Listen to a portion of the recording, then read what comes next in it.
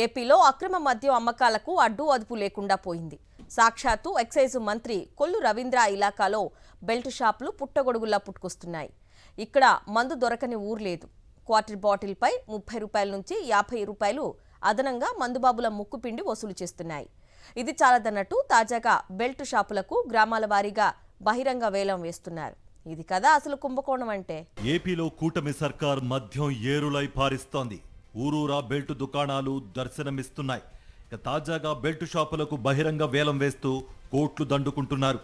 ఇందులో భాగంగా 3 రోజుల క్రితం మచిలీపట్నం రూరల్ మండలం పరిధిలోని పీటీ పాలెంలో బెల్ట్ షాప్ నిర్వహణ కోసం పెట్టిన వేలంపాటలో 15 లక్షల రూపాయలు ధర పలికింది.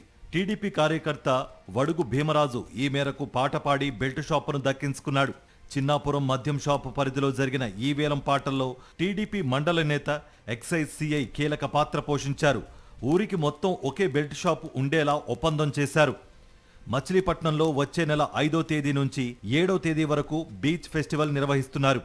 దీనిని దృష్టిలో పెట్టుకుని బీచ్ ప్రాంతంలో ఉండే మద్యం షాపు యజమాని వేలంపాటకు తెరలేపుతున్నారు. బీచ్కు సమీప గ్రామాల్లోని తాళ్లపాలెం, గిరిపురం గ్రామాల్లో బెల్ట్ షాపు ఏర్పాటుకు ఒక్కో షాపునకు 4 లక్షల రూపాయలు ధరగా నిర్ణయించినట్లుగా తెలుస్తోంది. ధర ఇంకా ఫైనల్ కాలేదని, ఎవరైనా పోటీకి వస్తే ధర ఇంకా పెరగవచ్చునని, ఆదివారం లోపు ఖరారయ్యే అవకాశం ఉందని స్థానికులు చెబుతున్నారు. ఇక అన్ని ఊళ్లలోనూ ఇదే దందా సాగుతోంది. అవినిగడ్డ నియోజకవర్గంలోని నాగయలంక మండలం సంగమేశ్వరంలో బెల్ట్ షాపుకు 7 లక్షల ధర పలికింది.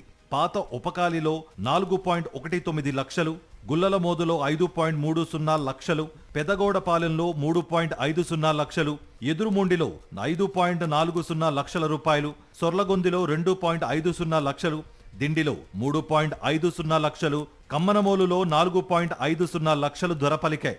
చల్లపల్లి మండలంలో కేవలం 3,998 జనాభా మాత్రమే ఉన్న మాజేరు గ్రామంలో ఏకంగా 12 బెల్ట్ షాపులు ఏర్పాటవడం విస్తుగొలుపుతోంది.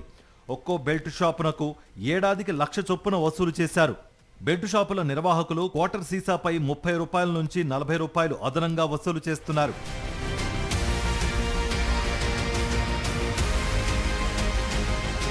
ఇలా ఉండగా మచిలీపట్నంలో సుల్తాన్ నగర్ ప్రాంతంలో ఉండే మద్యం షాపు పరిధిలో ఉన్న బెల్ట్ షాపులకు యానం నుంచి మద్యం తీసుకువచ్చి అమ్ముతున్నట్లు స్థానికులు ఆరోపిస్తున్నారు.